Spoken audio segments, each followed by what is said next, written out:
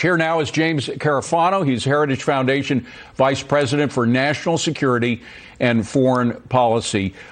James, how much longer can the Biden administration claim this is not a crisis?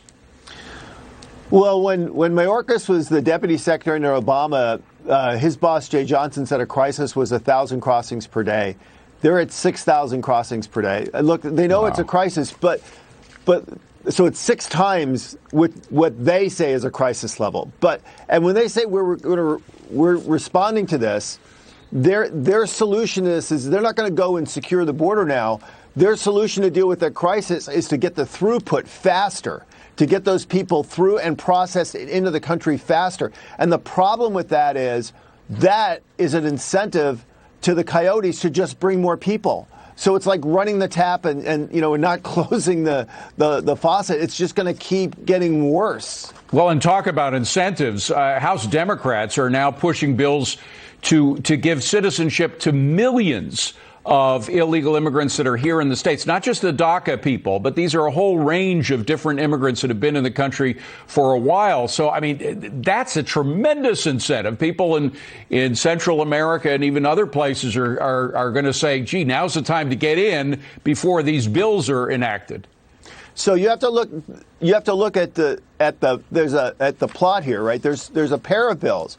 There's an amnesty bill that says, look, if you're here, you can stay, and we will put you on a path to citizenship. That's an automatic invitation for millions and millions of people who are unlawfully present, and for additional people to come here. Then there's H.R. 1, which says we want to change the voting rules so if you are on a path to citizenship, you can vote. Right.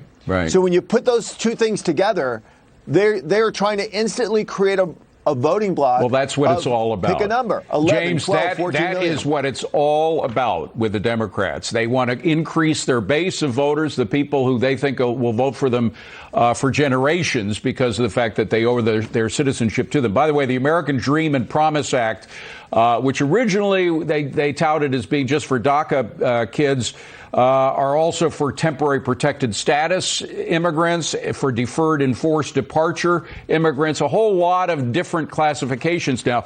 I just got to ask, though, about the measures that were put in place by the Trump administration. Forget the wall for a second. The Remain in Mexico policy was tremendously effective in stopping the wave, stopping the caravans from coming into the United States. It just seems like the Biden administration wants to reflexively undo anything that the Trump administration did because they just hate Trump, even if it was an effective policy. So let's be clear. At the end of the Trump administration, we were actually deporting more people than they're coming into the country every day, and detentions at some point were as low as 500. You instantly, in the first few weeks of the Biden administration, we leaped from really a trickle to 6,000 people a day, with every sign that can continue consistently and even grow for months and months and months. Every one of those is probably thousands of dollars in the pockets of a cartel. That's millions and millions of dollars that they can use to buy fentanyl, to smuggle into the United States, to kill our children and poison our neighborhoods. Well, and it's also billions and billions of dollars to pay for. Remember that scene at the debate, the Democratic debate, when there were 15 candidates there or something like that. So how many of you want to give benefits, complete health benefits to all the illegal immigrants? I think everybody, with the exception of Joe Biden, raised their hands. But it's clear that right now, Joe Biden is right along with him all the way. A lot to talk about here, James. We're going to have you back and talk more about immigration to come. It is a national security crisis as well.